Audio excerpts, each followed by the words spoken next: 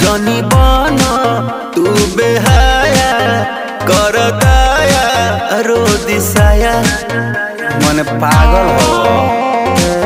अरे हट